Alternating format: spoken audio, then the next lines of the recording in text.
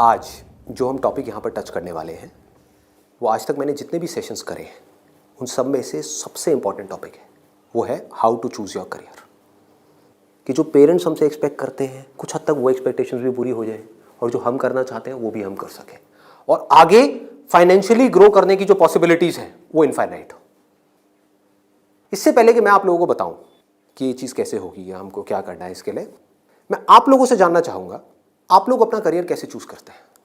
Sir हम career choose करते हैं जो हमारे पेरेंट्स आपस में सोचते हैं, जो बनना चाहते हैं वो सोचते हैं कि इसमें हमारा चिल्ड्रन फाइनेंशियली सही सक्सेसफुल हो सकता है और हो सकता है वो हमारे दिमाग में पहले से बचपन से सेट कर देते हैं कि आपको ये बनना है। और हम छोटे होते हैं तो हम सोचते हैं कि यही हमारे लिए अच्छा ऑप्शन होगा, इसमें सक्सेसफुल हो सकते हैं। फिर वो बच्चे वही करने लग जाते हैं और फिर ये 90% बच्चे इससे चुनते हैं। मोस्टली क्या होता है कि फ्रेंड सर्कल के दबाव में आकर लोग भेड़ चाल में आकर कर लेते हैं, फ्रेंड ये करना तो हम भी ये करते हैं। सर बेसिकली जो होता है वो पेरेंट्स हमारे बोलते हैं कि 2 साल पहले उसने वो करा था, आज वो सक्सेस है। वो जो है तेरे बड़े भैया जो है वो आज यूएस में बैठे हैं, ये जॉब कर रहे हैं। तो बेसिकली ये कहते हैं कि तू भी ये कर ले, तू भी उसकी तरह स्टैंड हो जा। कोई इंटरेस्ट के बारे में बात नहीं करता कि हमारा इंटरेस्ट किसमें है किसमें नहीं है। सर वो पेरेंट्स सर जब हमसे पूछते हैं कि आप ये नहीं करना वो नहीं करना तो बताओ क्या करना है, तो सर कई बार ये भी होता है कि हमारे पास ही जवाब नहीं होता, हम क्या करें, हमें यही नहीं पता होता।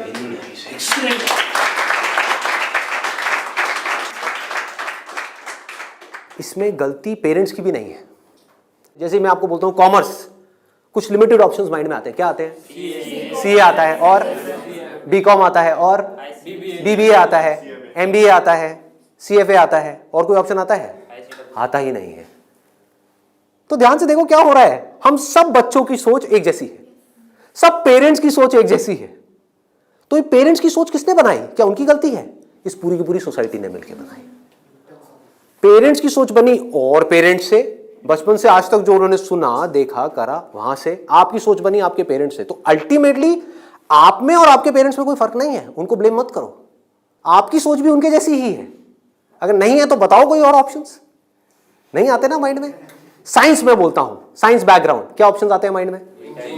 इंजीनियरिंग। इंजीनियरिंग में भी क्या आता है? जैसे इंजीनियरिंग वर्ड आता है क्या आता है माइंड में? आईआईटी आता है। ठीक है। मेडिकल में क्या आता है? एमबीबीएस, सर्जन्स, और कुछ? No sir. बस यही है। देखो हमारी सोच कितनी लिमिटेड हो गई है। माइंड में कुछ आता ही नहीं है तो करेंगे कैसे? आपके माइंड में कुछ आएगा तभी तो वो चीज होगी। अगर माइंड में हिमालय नाम का पहाड़ होगा तभी तो उस पर चढ़ोगे। माइंड में हिमालय है ही नहीं तो कैसे चढ़ोगे? वहां तक जाना तो बहुत दूर की बात है। क्या करोगे? तो क्या होगा आपके साथ में? वही जो उन सब लोगों के साथ में हो रहा है जिनकी सोच ऐसी है। अपने आसपास में देख लो क्या हो रहा है उन लोगों के साथ में। अगर हम चाहते हैं हमारे साथ में कुछ अलग हो तो हमें क्या करना पड़ेगा? अपनी सोच को तोड़ना पड़ेगा। सबसे पहले समझेंगे कि एग्जैक्टली हो क्या रहा है, फिर ये देखेंगे कि हम क्या कर सकते हैं और क्या करना है। इसको आप पीछे सर्कुलेट कर दीजिए।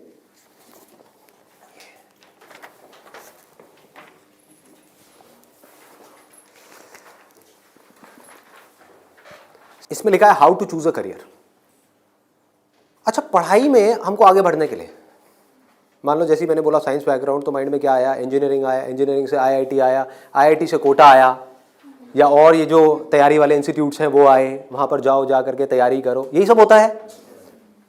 तो अब अगर आपको इस रास्ते पे सक्सेसफुल होना है कि मतलब आपको आईआईटी में पहुँचना है, आईआईएम्स में पहुँचना है, मेडिकल में टॉप कॉलेज में पहुँचना है, तो क्या चाहिए? हार्डवर्क से काम हो जाएगा? आराम से सोचो, आराम से सोचो। ये जो सोच है ना हमारी वो बड़ी खतरनाक बनी हुई है। उसी सोच पे क्वेश्चन मार्क लगाना है। हार्डवर्क सबसे ज्यादा कौन करता है? एक रिक्शे वाला, लेबरर सक्सेसफुल हो जाता है वो। ऐसे बच्चे देखे हैं जो बहुत हार्डवर्क करते हैं और तब भी नहीं हो पाता उनका, और ऐसे बच्चे हैं जो इतना हार्डवर्क नहीं करते हैं, अपनी लाइफ में एक बैलेंस बनाते हैं, मतलब घूमते फिरते भी हैं, मजे भी करते हैं, साथ साथ में पढ़ाई भी करते हैं और वो टॉप कर जाते हैं। तो इसका मतलब क्या है? हार्डवर्क पे क्वेश्चन मार्क लगाओ। हार्डवर्क इंपॉर्टेंट है, लेकिन हार्डवर्क भी अगर सही डायरेक्शन में ना किया जाए तो बकवास है। समझ रहे हो? सक्सेस यहां है, आप वहां भाग रहे हो पूरी जान लगा करके पागलों की तरह, कभी सक्सेसफुल हो सकते हो? हार्डवर्क तो कर रहे हो, क्यों नहीं हो सकते? डायरेक्शन ही गलत है। सबसे पहले क्या चाहिए? एक सही डायरेक्शन चाहिए, सबसे पहले, मोस्ट इंपॉर्टेंट। मतलब कि जिस डायरेक्शन में हम भाग रहे हैं, पहले हमको उसको समझना है कि हम सही डायरेक्शन में भी भाग रहे हैं या इसलिए भाग रहे हैं क्योंकि सब भाग रहे हैं। या ये कहो, हो सकता है ये जो सब भाग रहे हैं उसमें से कुछ लोगों के लिए वो डायरेक्शन सही हो, हमारे लिए गलत हो। समझ पा रहे हो? पता कैसे चलेगा कि कैसे पता लगेगा? एक्सीलेंट। देखो क्या है, सिर्फ दो पैरामीटर्स हैं जिसके ऊपर हमको दिमाग लगाना है। एक है कंपटीशन, एक है कंसंट्रेशन पावर। जहां पर भी कंपटीशन ज्यादा है, मतलब क्या है कि वहां पर लाखों बच्चे ट्राई कर रहे हैं, होना कितनों का है? 1%, 2%, 3%। रियलिटी है। मैं कुछ भी हाइपोथेटिकल बात नहीं करूंगा। क्या ये जो लाखों बच्चे ट्राई करते हैं, कोई भी ये सोच करके ट्राई करता है, लाखों रुपए जा करके कोचिंग इंस्टीट्यूट में स्पेंड करता है कि मेरा नहीं होगा? देखो कितना मजेदार है। मतलब लाखों को यह लग रहा है कि हमारा हो जाएगा। तो अब सबसे पहला यहां पर जो क्वेश्चन पूछना है, जो ना अभी पेरेंट्स पूछ रहे हैं ना बच्चे खुद पूछ रहे हैं, वो अपने आप से पूछना है। वो ये कि मेरी कंसंट्रेशन पावर्स कैसी है। सिंपल है ना? इसमें कोई कॉम्प्लिकेटेड है? कि अगर आपको इन कॉम्पिटिटिव एग्जाम्स में कॉम्पीट करना है, दिन में 10-10 घंटे पढ़ना है, 15-15 घंटे पढ़ना है, उससे भी काम नहीं होने वाला, क्योंकि बहुत लोग पढ़ते हैं फिर भी नहीं कर पाते। तो इसका मतलब क्या है? आपको अपने आप से सच बोलना होगा। अब ये बड़ा टेढ़ा काम है, क्योंकि दुनिया में हमारी आदत क्या पड़ी हुई है? झूठ बोलने की। हाँ, किसी से भी जाकर के पूछो, हाँ भाई तेरे में पोटेंशियल है, कर लेगा आईटी? हाँ हाँ मैं तो कर लूंगा, मैं तो कर लूंगा। फिर हुआ क्यों नहीं? हुआ क्यों नहीं? अरे वो लक साथ नहीं हो पाया, कोई वजह होगी, नहीं हो पाया। मतलब क्या था? डायरेक्शन ही गलत थी, स्टार्टिंग ही गलत हो गई। अब आप कैसे ये डिसाइड करोगे कि आपकी कंसंट्रेशन पावर स्ट्रांग है या नहीं है? माइंड की थोड़ा सा डेप्थ में जाते हैं। कैसे डिसाइड करोगे? जब भी आप किसी कॉम्पिटिटिव एग्जाम में कॉम्पीट कर रहे हो, तो आपको ये देखना होगा आपके कॉम्पिटिटर्स कौन है। फॉर एग्जाम्पल, आप एक रेस में भाग रहे हो, आपके साथ में कोई एथलीट है जिसने 10 साल प्रैक्टिस करी है रेस में भागने की।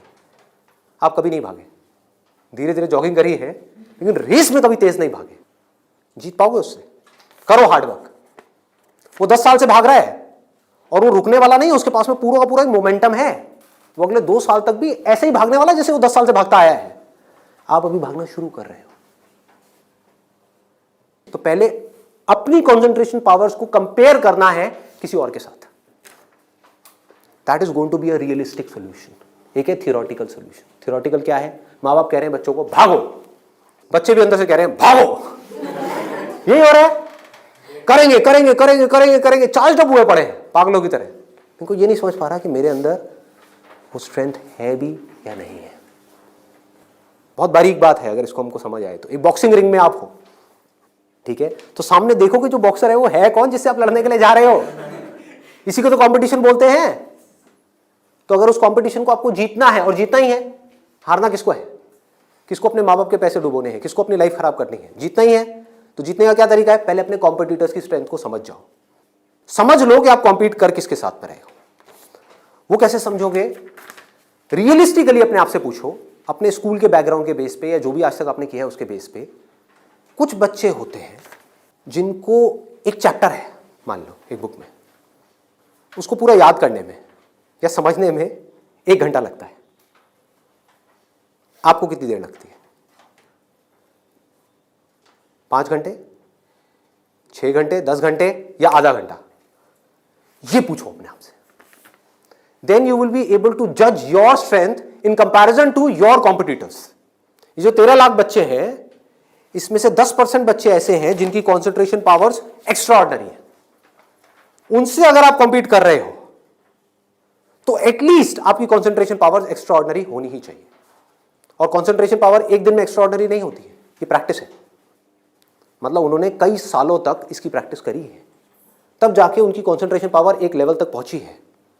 तो आप अपने आप से ईमानदारी से सवाल पूछो तो सही कि आपकी कॉन्सेंट्रेशन पावर है कैसी। अगर एक्स्ट्रा ऑर्डिनरी है और आप ऐसे कंपटीशन में जा रहे हो जहां पे कंपटीशन बहुत हाई है, तो आपके सक्सेसफुल होने के क्या चांसेस हैं? क्या 100% है?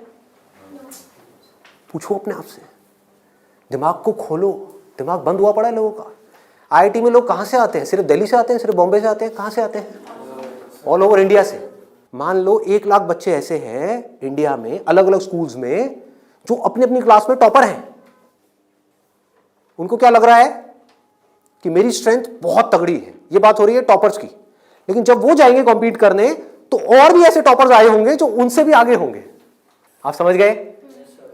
तो यहां पे आपने क्या किया? एक बहुत बड़ा काम कर दिया, अपने आप से सच बोल दिया, और यही सच जा करके अपने घर वालों को बोल दिया। इससे क्या होगा? आप एक ऐसे कंपटीशन से बच सकते हो जहां पर आपके हारने के चांसेस बहुत ज्यादा है, क्योंकि एक्चुअल में कंपटीशन है किसके बीच में? देखो, उन लोगों के बीच में जिसमें पोटेंशियल है। एक रेस हो रही है ओलंपिक्स में, वो किसके लिए है?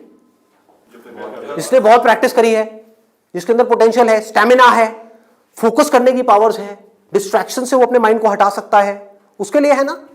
सबके लिए तो नहीं है। अगर सबको भगा दिया जाए उस रेस में तो क्या होगा? क्योंकि उसमें जीतने के बाद गोल्ड मेडल मिलता है, अखबार में फोटो आती है।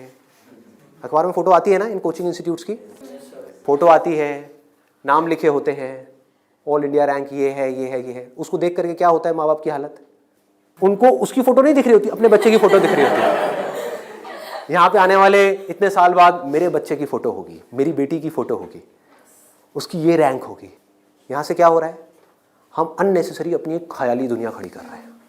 पेरेंट्स ने अपने दिमाग में एक ख्याल बना लिया। अब यहाँ तक प्रॉब्लम नहीं है, उन्होंने वही किया जो होना था, सबके साथ होता है, कौन नहीं चाहेगा? गड़बड़ कहाँ हुई? आप भी इस खेल को नहीं समझ पाए, आप समझ ही नहीं पाए हो क्या रहा है। ये जो कोचिंग इंडस्ट्री है आज की डेट में 1.5 लाख करोड़ की इंडस्ट्री है। ये पैसा कहाँ से आ रहा है? हम सब से आ रहा है, हमारी जेब से आ रहा है। तो अगर इस खेल को हम समझ जाएं, हमारे पेरेंट्स नहीं भी समझ पा रहे क्योंकि वो तो सपने देखेंगे ही, और हम जाकर के बोले ये सपना आप अभी रोक दो, इस पे लगाम लगाओ, देखो पहले कि आपका बच्चा कहाँ स्टैंड करता है। गाड़ी आपके पास में 800 और कॉम्पीट करने की बात कर रहे हो फेरारी वालों से, बट इसका मतलब ये नहीं है 800 बुरी है। आप समझ गए मेरी बात? रेस में बुरी है, बट दिल्ली की सड़कों पे, पुरानी दिल्ली में फेरारी अच्छी है, 800 अच्छी है? 800 अच्छी है, ज्यादा सक्सेसफुल है। बट वही अगर उस रेस में चली जाए जिसमें सब भाग रहे हैं और सारी 800 नहीं है, फेरारीज है, एक से एक फेरारीज है, किसमें कितनी आग लगी हुई है वो आपको पता ही नहीं है। आप समझ पा रहे हो? कोई आ रहा है कहीं से, उस बच्चे में कितनी आग है और कितना पोटेंशियल है वो आप सपने में भी नहीं सोच सकते, और आप उससे लड़ने की बात कर रहे हो। किस बेस पे? क्योंकि मेरे घर वालों ने ये सपना देखा है और मुझे सपने को सच करना है। पोटेंशियल है या नहीं है? पूछो अपने आप से, तो आपको क्लियर कट जवाब मिलेगा। क्लियर कट 10% लोग ऐसे होते हैं जिनमें एक्चुअल में पोटेंशियल है इन एग्जाम्स में कॉम्पीट करने का।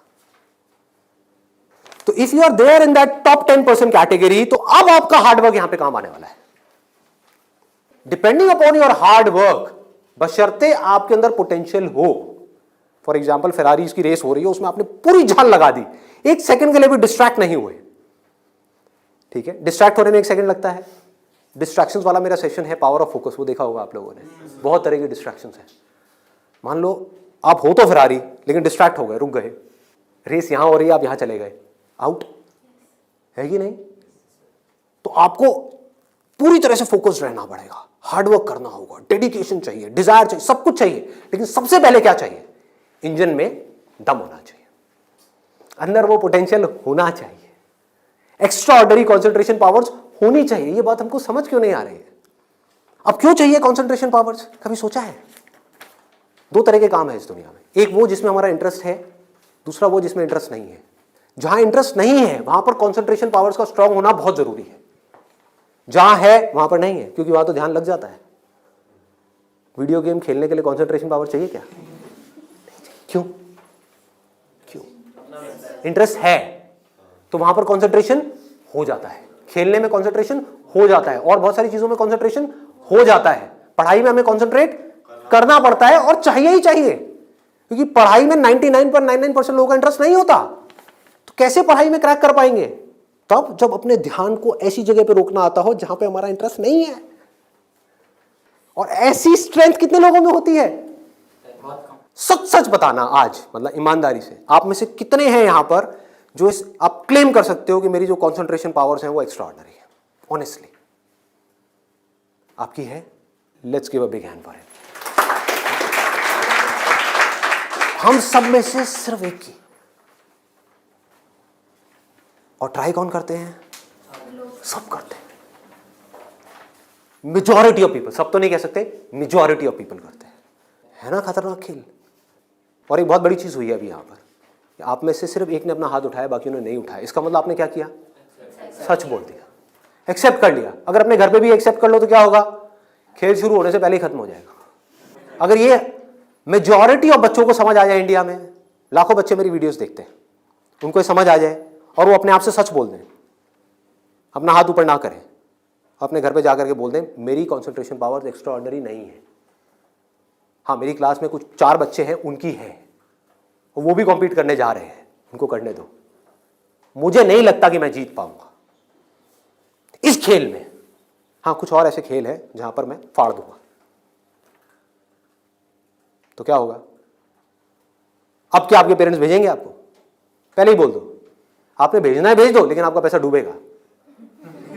5 लाख डुबोने हैं, डुबो दो। भेजना है भेज दो, मुझे पता है मेरा नहीं हो पाएगा। ये झूठ है, ये नेगेटिव थिंकिंग है, या ये रियलिस्टिक थिंकिंग है? समझो, realistic thinking, that is the biggest thing जो हमको समझना है। पॉजिटिव थिंकिंग का लोग मतलब क्या निकालते हैं कि मेरे पास में मारुति 800 है और मैं ये एक्सेप्ट ही ना करूं कि मेरे पास में मारुति 800 है, मैं अपना एक ख्याल बना लूं कि मेरे पास में फेरारी है और जाकर के कॉम्पीट करूं ऐसे लोगों के साथ में जिनके पास में एक्चुअल में फेरारी है। फर्क पता लग रहा है? और ऊपर से अपने आप को पॉजिटिवली अंदर से मोटिवेट करता रहूं।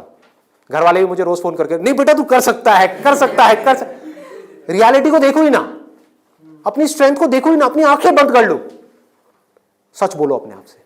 जीत सकते हो तो लड़ो, नहीं जीत सकते तो कोई ऐसी जगह पे जाओ जहां पे आप जीत सकते हो, या बेटर स्टिल जहां पे कोई कंपटीशन ही ना हो।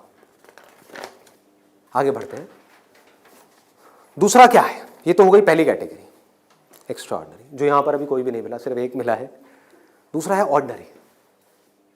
90% लोग एक क्लास में, 90% स्टूडेंट्स इंडिया में वो इस सेगमेंट में आते हैं। अब मजे की बात क्या है, ये जो कोचिंग इंस्टीट्यूट्स हैं, इनकी दुकानें कैसे बच्चों से चल रही है? ऐसे बच्चों से। कुछ रोल मॉडल्स दिखा करके, देखो हमारे इंस्टीट्यूट से ये है, उन्होंने ये कर दिया, जनता को लेकर के आएंगे, जितनी ज्यादा भीड़ आ जाए उतना अच्छा। तो इस पूरी प्रॉब्लम को अगर सॉल्व करना है तो कौन करेगा? एक स्टूडेंट ही कर सकता है। आप चाहो तो स्टैंड ले सकते हो। स्टैंड मतलब क्या? सच बोल दो। ऑर्डिनरी लोग 90% ये कहां जा रहे हैं? हाईली कॉम्पिटिटिव फील्ड्स में जा रहे हैं। क्यों जा रहे हैं? क्योंकि सब जा रहे हैं, क्योंकि उन्हें लग रहा है कि मेरा हो जाएगा। मैं ये नहीं कह रहा कि अगर आप ऑर्डिनरी हो और एक हाई कॉम्पिटिशन वाली फील्ड में जा रहे हो तो आपका नहीं होगा। I am not saying that the possibility is 0%, I am saying possibility is 1%। Genuine है वो भी तब है अगर आप मेहनत करो तो। अगर वहां जाकर के मेहनत ही ना करो तब तो बिल्कुल नहीं होगा। अगर आप बहुत मेहनत करो तो 1%। क्योंकि मैं हिम्मत नहीं तोड़ूंगा ऐसे लोगों की। लाखों ऐसे स्टूडेंट्स हैं जो आज की डेट में ऐसा कर रहे हैं। बट ये वीडियो मैं सिर्फ अभी करंट सिचुएशन के लिए नहीं बना रहा, मैं आगे तक देख रहा हूँ। आने वाले 20 साल, 50 साल, 100 साल आगे तक देख करके चल रहा हूँ कि इंडिया की प्रॉब्लम्स का अगर हमको सोल्यूशन निकालना है, अनएम्प्लॉयमेंट का सोल्यूशन निकालना है, डिप्रेशन का सोल्यूशन निकालना है, तो वो सोल्यूशन क्या है? मेरी सोच वहां पर चल रही है। इसकी वजह से होगा क्या? अभी जो ऑलरेडी ऐसे ऑर्डिनरी स्टूडेंट्स हैं और वो ऐसी जगह पे चले गए हैं, तो उनकी हिम्मत टूट जाएगी इस वीडियो को देख करके। तो मैं उनको क्या कहूँगा? उम्मीद है, लगा दो जान। बस साथ में क्या कहूँगा उन पेरेंट्स को जो अब ऐसा गेम खेलने वाले हैं, उन स्टूडेंट्स को क्या कहूँगा? मोस्ट इंपॉर्टेंट जो मुझे देख रहे हैं, बड़ा सिंपल है कि अपने पेरेंट्स को जाकर के कहो मुझे नहीं लगता कि मेरे में पोटेंशियल है, मुझे नहीं लगता कि मैं कर पाऊंगा। हाँ, 1% चांस है। सच बोल दो, बोलो मैं ये नहीं कह सकता मैं कर ही नहीं सकता, 1% चांस, 99% चांस है मैं नहीं कर पाऊंगा। मैं जानता हूं अपने आप को, आप नहीं जानते, मैं जानता हूं। मुझे पता है अंदर से कि मैं क्या हूं, मुझे पता है अंदर से कि मेरे अंदर कितनी आग है, कितना पोटेंशियल है। मैं अपने दोस्तों के साथ में बैठ के पढ़ा हूं, मुझे पता है अंदर से कि मैं क्या हूं। तो आप क्या कहोगे? सच बोलोगे अपने घर वालों को जाके कि देखो अगर आप मुझे 2 साल तक की कोचिंग कराओगे, उसमें मान लो लाख रुपए साल की फीस हो गई, प्लस रहना खाना पीना व्हाटएवर इट इज, टोटल मान लो 2 साल में कितना खर्चा आया? 4-5 लाख रुपए। 5 लाख मान लेते हैं। तो आप बोलोगे अपने घर वालों को जाकर के, अगर अभी भी ये सब सुनने के बाद भी आप कहते हो कोई बात नहीं बेटा 1% चांस है, तू कर ले, तो मैं आपको एक बेटर ऑप्शन देता हूँ प्रैक्टिकल रियलिटी के बेस पे। यहां पे अगर आपके पेरेंट्स आपके ऊपर दाव लगाते हैं, जीतने के चांसेस क्या है पेरेंट्स के? 1:100। इससे बेटर ऑप्शन क्या है? गोवा जाओ। Seriously, I am serious about it, मजाक नहीं कर रहा। गोवा जाओ, वहां पे कैसीनोज हैं, वहां पे अगर आप 5 लाख रुपए लगाते हो, एक रूले करके गेम है, पता है आप लोगों को? सारे जुआरी हैं क्या यहाँ पे? रूले गेम है जिसमें एक बॉल घुमाते हैं, 36 नंबर होते हैं और एक 0 होता है। वहां पे अगर आप 1 नंबर पे पैसा लगाते हो और वो नंबर आ जाता है तो 1 रुपए आपका बन जाता है 36 रुपए। जीतने की प्रोबेबिलिटी क्या है? 1:37। यहां पर क्या है? 1:100। वहां पर क्या है? 1:37, मतलब इससे डबल से भी ज्यादा है। तो अपने पेरेंट्स को सजेशन दो कि जुआ खेलना ही है तो ये बेटर ऑप्शन है, खेलते हैं ना, मेरी जिंदगी क्यों दांव पे लगा रहे हो, मुझे तो बचने दो। अरे खेलना है तो मिलके खेलते हैं, जाओ अपने पेरेंट्स के साथ में, उनको गोवा लेकर के जाओ, अपनी पार्टी करना, और एक दिन जाना ले आकर के 5 लाख रुपए एक टेबल पे रख देना। अगर वो नंबर आ गया तो कोई भी नंबर चूज कर लो, आपके पेरेंट्स चाहते हैं आप नंबर 1 पे आओ, ऑल ओवर इंडिया में आपकी नंबर 1 रैंक आए, तो 1 नंबर पे पैसा लगाओ जुए में। वहां भी 1 नंबर पे पैसा लगा रहे हैं, यहां भी 1 नंबर पे पैसा लगाओ। अगर वो 1 नंबर आ गया तो कितना मिलेगा 5 लाख का? 1,80,00,000। 1,80,00,000 उसको उठा करके बैंक में एफडी कराओ, कितना इंटरेस्ट आएगा? 12%। तो अब टाइम गया। आप मान लो टैक्स वैक्स काट के 7-8% भी आ गया आपके हाथ में, महीने का 1,00,000 रुपए, साल का 12 लाख रुपए। सोचो क्या ये प्रैक्टिकल है या नहीं है? जो बात मैंने बोली है थियोरेटिकल है, प्रैक्टिकल है? वहां भी जुआ है, यहां भी जुआ है। आप भी बोल रहे हो हाँ शायद मेरा हो जाएगा, पेरेंट्स भी कह रहे हैं हाँ शायद इसका हो जाएगा। प्रोबेबिलिटी हमारे सामने है, आपके होने की जो प्रोबेबिलिटी है वो हमारे सामने है। हाँ अगर आप एक्स्ट्राऑर्डिनरी में हो तो बात अलग है, मैं उसकी बात नहीं कर रहा। वहां पर आ गई 10% से 100%, तो वहां पर जुए का कोई कंपैरिजन नहीं है, ठीक है ना। बट अगर आप ऑर्डिनरी में हो और वहां पर जाकर के आप कॉम्पीट कर रहे हो, इससे बेटर ऑप्शन है जुआ। अगर घर वाले कहेंगे पैसा डूब गया तो जुए में, तो बोलो वो तो यहां भी डूब रहा है। हाँ? यहां भी तो डूब रहा है। फर्क क्या है? इसको बोलते हैं एक रियलिटी के बेस पर समझ करके सोच करके लिया हुआ डिसीजन। तो अब तीसरा ऑप्शन क्या है हमारे पास में? कोई ऐसा करियर चूज करो, देखो कितना मजेदार है, जहां पे आपको कंसंट्रेशन पावर की जरूरत ही ना हो, not required. If you love singing, concentration power चाहिए क्या? नहीं चाहिए, हो जाएगा। किसी खेलने में इंटरेस्ट है तो वहां पे कंसंट्रेशन पावर बहुत स्ट्रांग चाहिए क्या? हो जाएगा, घंटों तक हो जाएगा। एक है कंसंट्रेट करना पड़ता है, एक है कंसंट्रेशन हो जाता है, दोनों में बहुत फर्क है। इंटरेस्टिंग है तो कंसंट्रेशन हो जाता है, इंटरेस्टिंग नहीं है, बोरिंग है तो कंसंट्रेट करना पड़ता है, फिर चाहे वो पढ़ाई हो चाहे जॉब हो। ये छोटी सी सोच चाहिए, समझ चाहिए। अब यहां पे क्या चलेगा, इन फील्ड्स में कंपटीशन क्या है? आर्ट हो गया, स्पोर्ट्स हो गया, कोई भी क्रिएटिव फील्ड हो गई, वहां पर कंपटीशन क्या है? बहुत ज्यादा है उन लोगों के लिए जो मीडियोकर है। लेकिन अगर आपके अंदर टैलेंट है, कोई कंपटीशन नहीं है, क्योंकि दोनों को आपस में कंपैरिजन किया ही नहीं जा सकता, कोई नंबर्स नहीं है ना।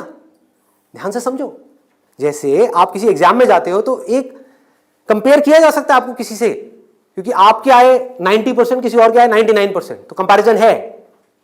टैलेंट में क्या है? आपके अंदर एक तरह का टैलेंट है, किसी और के अंदर और कोई तरह का टैलेंट है।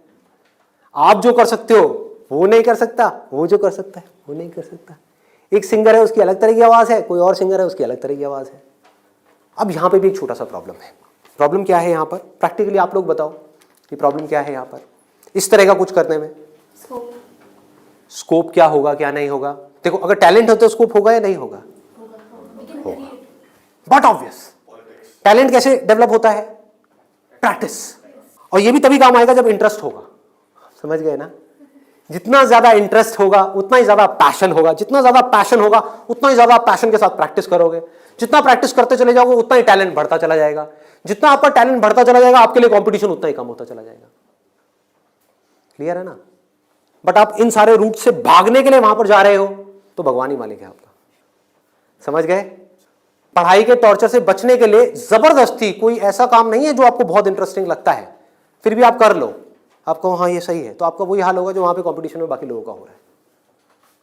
मतलब आपको जेन्युइनली चूज करना होगा कोई ऐसा interest which you are extremely passionate about, extremely passionate about.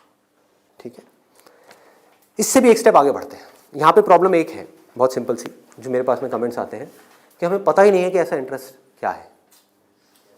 I don't know what that interest is.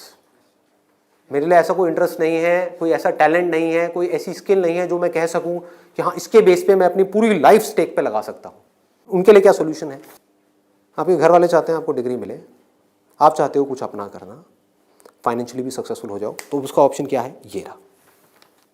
यानी कि आप बहुत ज्यादा टफ एग्जाम्स को क्रैक नहीं कर सकते, बहुत ज्यादा टफ पढ़ाई नहीं कर सकते, लेकिन आप पढ़ सकते हो। तो आप एक ऐसी फील्ड चूज करते हो जहां पे कंपटीशन लो है, जहां पे कंपटीशन कम है, और अगर वहां पर आप स्मार्ट वर्क करने लग जाओ तो आपके जीतने के जो चांसेस हैं, सक्सेसफुल होने के चांसेस हैं, that starts from 10% and goes up to 100%, as good as उन लोगों के कंपैरिजन में जो यहां पर टॉप पर है। और यहां पर कोई लिमिट नहीं है कि हम क्या कर सकते हैं। स्मार्ट वर्क को मैंने नीचे डिफाइन भी किया हुआ है कि what does smart work mean. It means developing your understanding, that is smart work. जो काम आप कर रहे हो उसकी समझ अगर आपको है कि आप क्या कर रहे हो, क्यों कर रहे हो, कैसे कर रहे हो, तो आप स्मार्ट वर्क कर रहे हो। समझ नहीं है बस कर रहे हो तो आप हार्ड वर्क कर रहे हो। अब इसमें मैं आपको एक प्रैक्टिकल एग्जांपल देने वाला हूं। एक सिंपल सा करियर मैं आपको बता रहा हूं, फिजियोथेरेपी। सुना इसके बारे में सबने? अभी कुछ दिन पहले मेरी नेक में थोड़ा सा पेन हुआ, मैंने गूगल पे जाकर के सर्च किया physiotherapy services at home in my area. Locality मैं नहीं बताऊंगा नहीं तो लोग मेरे घर आ जाएंगे। तो मैंने सर्च किया, वहाँ पर ऊपर कुछ लिस्टिंग्स आई, कुछ वेबसाइट्स आई, उसमें एक डॉक्टर का नाम मुझे मिला, उनकी मैं वेबसाइट पे गया, वहाँ जा करके उन डॉक्टर के बारे में मैंने 2-3 मिनट पढ़ा, समझा, मुझे अच्छा लगा पढ़ करके, समझ करके। उनको फ़ोन किया, वो मेरे घर पे आए, उन्होंने मुझे 7 दिन तक फिजियोथेरेपी ट्रीटमेंट दिया। वो एक ट्रीटमेंट का लेते हैं 500 से 700 रुपये, कई बार 1000 रुपये भी लेते हैं, depending upon the complications and time involved. मेरे से उन्होंने लिए 500 रुपये। मैंने उनसे पूछा कि आप दिन में ऑन एन एवरेज कितने ट्रीटमेंट्स करते हो? उन्होंने कहा एक दिन का ऑन एन एवरेज मैं 8 से 10 ट्रीटमेंट्स करता हूँ। मैंने कैलकुलेशन करी, दिमाग से रहा, 8 से 10 का मतलब क्या हुआ? 4 से 5,000 रुपये एक दिन का, एक महीने का नहीं, एक दिन का। कितना हो गया एक महीने का? लाख से 1.25 लाख रुपए।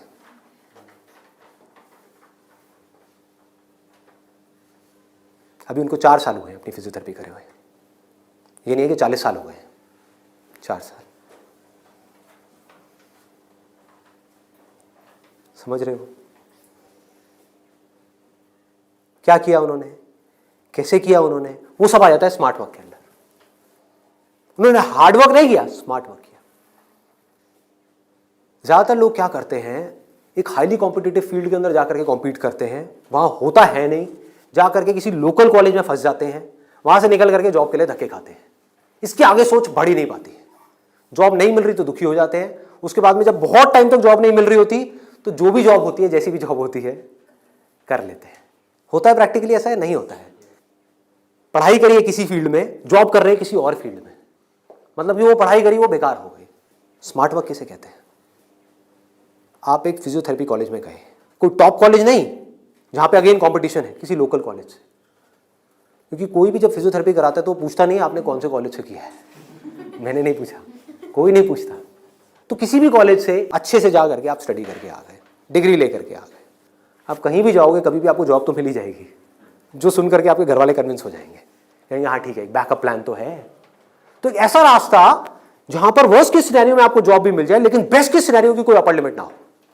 अब बात आती है कैसे करोगे आप इस चीज को।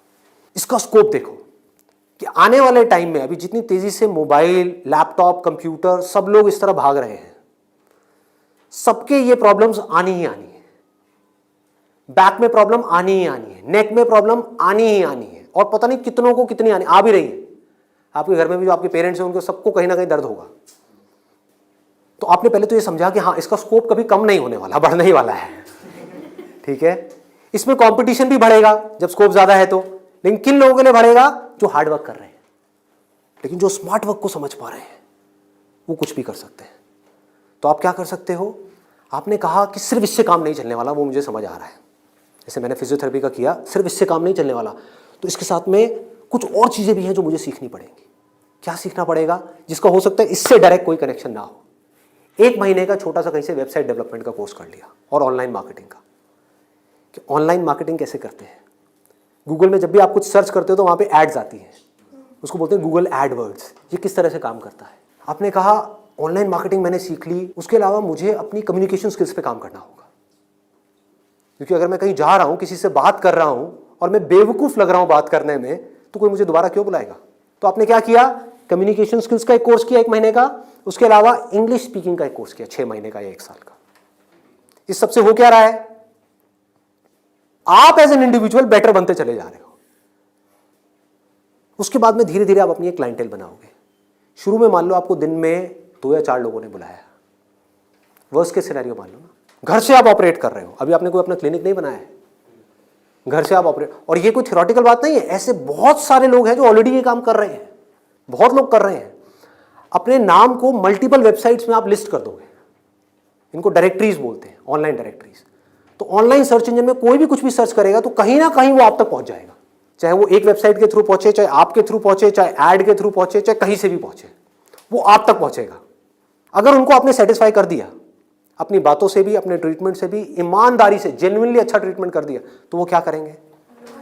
लोकेलिटी में रिकमेंड करेंगे, अपने फ्रेंड सर्कल में करेंगे, अपने रिलेटिव्स में करेंगे। तो धीरे धीरे क्या होगा? कुछ महीनों में क्या होगा? यहां पे थोड़ा पेशेंस रखना होगा। ये नहीं है सारा काम 1 दिन में हो जाएगा। आईआईटी में भी आपका एडमिशन होगा तो ये नहीं कि हलवा है वहां से क्लियर करना, 4 साल तक लग करके दिन रात काम तो करना ही पड़ेगा ना, यहां भी करना पड़ेगा। तो आप सीखते जा रहे हो, समझते जा रहे हो, धीरे धीरे आपको कुछ ऐसी टेक्नोलॉजीज के बारे में पता लगेगा, कुछ ऐसे इक्विपमेंट्स के बारे में पता लगेगा। इसमें हजारों तरह के इक्विपमेंट्स हैं, हजारों तरह की चीजें हैं, अलग अलग तरह के ट्रीटमेंट्स के लिए। इतनी बड़ी फील्ड है ये। आप आने वाले टाइम में फिजियोथेरेपी का एक ऐसा क्लिनिक बना सकते हो अपनी सिटी में या कहीं पर भी, जो अपने आप में स्टेट ऑफ द आर्ट हो, मतलब ऐसा जो पूरे इंडिया में ना हो। और क्लिनिक आप ऐसे करते करते धीरे धीरे, अभी 1 दिन में या 2 दिन में नहीं होगा, मान लो 5 साल में होगा, 10 साल में होगा, 20 साल में होगा। क्लिनिक कितना बड़ा हो सकता है, कितने क्लिनिक्स हो सकते हैं, क्या क्या हो सकता है, कोई लिमिट नहीं। अगर कुछ लोग जो मेरी इन बातों को समझ पाए, जो बातें मैं कर रहा हूं, और कुछ ऐसी डायरेक्शन में जा पाए सेंसिबल तरीके से, smartly, not by doing a lot of hard work but by doing smart work, तेजी से आगे बढ़ पाए, तो आने वाले टाइम में यही वो लोग होंगे जो आने वाले टाइम में लोगों के लिए जॉब अपॉर्चुनिटीज क्रिएट करेंगे। अंदर से एक ये फीलिंग होनी चाहिए कि मुझे लोगों की प्रॉब्लम्स को सॉल्व करना है। अगर मैं कर पाया तो मेरी प्रॉब्लम्स तो सारी अपने आप सॉल्व हो जाएंगी, वो लोग करेंगे ना। अगर आपने किसी के दर्द का इलाज कर दिया तो वो आदमी आपको पता है क्या कहेगा? बताओ आपको क्या चाहिए। वो लोग आपके पीछे आएंगे। आपने उनको बोल दिया ना, नहीं मैं आज आपका ट्रीटमेंट नहीं कर रहा, नहीं नहीं डॉक्टर साहब आप बताओ कब। मतलब कि अपने आप को अंदर से स्ट्रांग बना लो तो दुनिया भागती हुई आपके पास आएगी। ये एक रास्ता है। एक है अंदर से तो स्ट्रांग बनो मत और दुनिया के पीछे भागते रहो। भैया मेरा कुछ हो सकता है, भैया मेरा कुछ हो सकता है, भैया कहीं लगवा दो, जॉब लगवा दो, भैया ये भैया वो भैया वो। अरे काहे का भैया, समझे? ये एटीट्यूड चाहिए। डंके की चोट पे आप काम करो। मैंने लाइफ में जो भी काम किया है बिल्कुल एटीट्यूड के साथ किया है। ये मैं कर रहा हूं, आपको चाहिए तो लो, नहीं चाहिए तो आगे बढ़ो। Does not make any difference to me, क्योंकि मैं जो कर रहा हूं आई बिलीव इन इट। मैं कोई भीख नहीं मांग रहा हूं आपसे। और बहुत सारे लोग होते थे जिनको मैं मना कर देता था, जो मैं नहीं कर रहा तुम्हारा शूट, और वो जा करके 4 लोगों को पकड़ के ले आते थे, ये बंदा जेन्युइन है, इसमें दम है ना बोलने का। वो दम कहां से आता है? सोच से आता है। सोच को खोलो, बंद करके इसमें मत रहो, फाड़ दो। और फिर भी रहना है तो आपकी चॉइस है।